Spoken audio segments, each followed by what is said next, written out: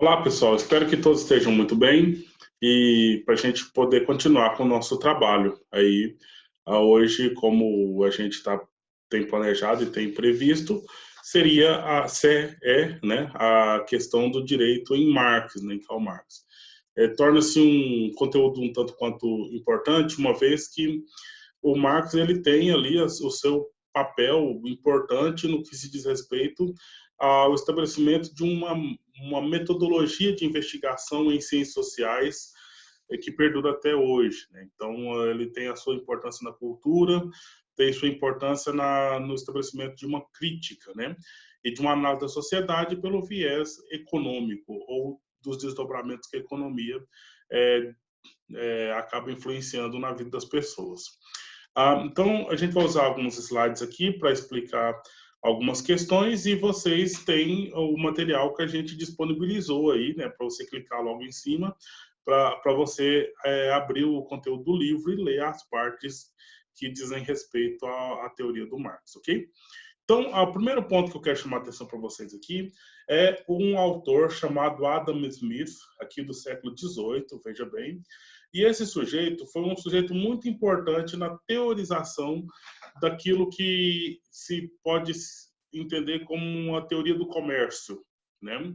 Então, eu não lembro, não sei como que foi o estudo de vocês em economia, ou no 8º ano, ou no 2º ano do ensino médio, sei lá, mas quando a gente estudou as questões relativas à Revolução Industrial, então esse autor estava lá como um cara principal no que diz respeito à formulação de uma teoria do comércio e da justificativa do governo da Inglaterra abrir, né, abrir a mente, abrir a própria sociedade inglesa para a realização dessa empreitada, uma vez que nós temos uma classe burguesa emergente, e essa classe burguesa, então, assume o trabalho produtivo e aí precisa de um sistema em que se garanta a circulação desse produto, né? Então, é o mercado que o Adam Smith teoriza, ok?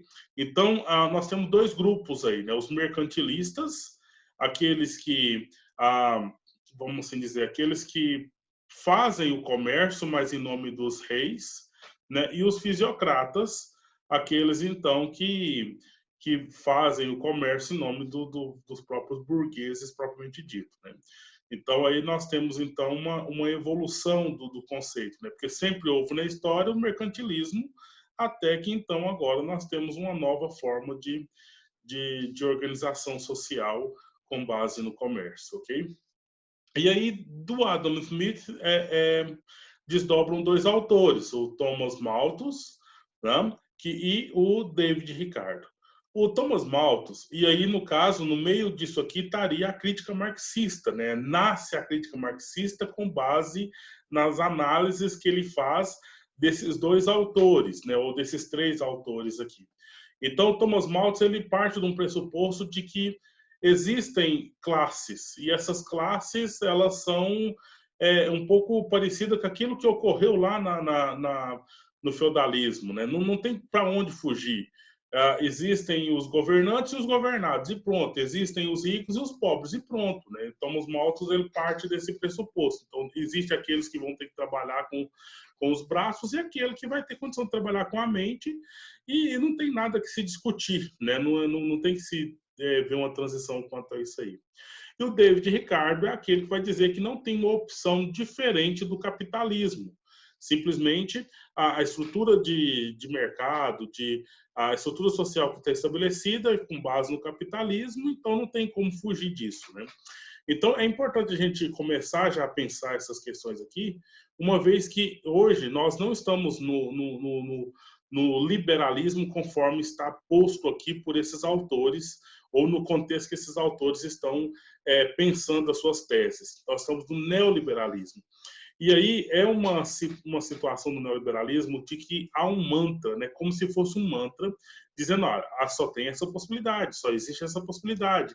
É a única forma, não tem outra saída, qualquer outra saída é ruim, entendeu? A melhor forma é aquela que nós estamos, que é o dentro do capitalismo. Então é importante a gente pensar que existe uma construção mental e um estabelecimento de uma alienação social que faz com que se repita a mesma coisa sempre, né?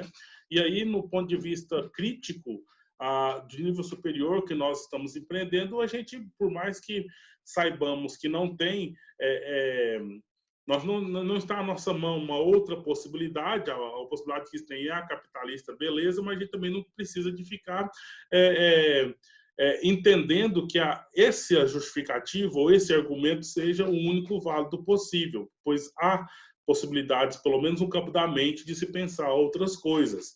E talvez falando isso, a gente estaria um pouco mais alinhado àquilo que o Marx nos oferece enquanto metodologia, enquanto aprendizado, ok?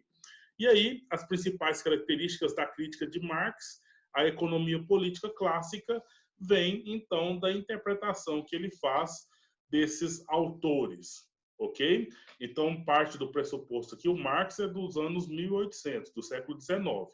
Então, toda a base da estrutura da sociedade que ele analisa, então, ela é desenvolvida lá do século XVI ao século XVIII, então, enquanto os reis dominam o mercado, né, e toda a prática mercantilista, e do século XVIII, propriamente dito, nós temos, então, o surgimento da classe burguesa, que assume as rédeas dessa situação, sem depender dos reis, ok? E aí, como teórico, Adam Smith, que escreve um livro chamado A Riqueza das Nações, e que vai, então, dar as bases da questão mercantilista comercial, que era, então, a veiculação dos produtos que vieram da Revolução Industrial, ok? E aí o Thomas Malthus, da naturalização da diferenciação das classes, né? Entre pobres e ricos, natural que seja assim, não tem muita perspectiva de alteração, e o David Ricardo em afirmar a naturalização também do capitalismo enquanto sistema econômico financeiro. Ok? Então, vamos prosseguindo agora. Então, com base nesse pano de fundo, né? Eu quero então pedir que você clique no vídeo que está logo abaixo, para dar prosseguimento, para entender um pouco essa situação, como ocorre, né? Para a gente, então, encaminhar no entendimento da teoria do direito em Marx.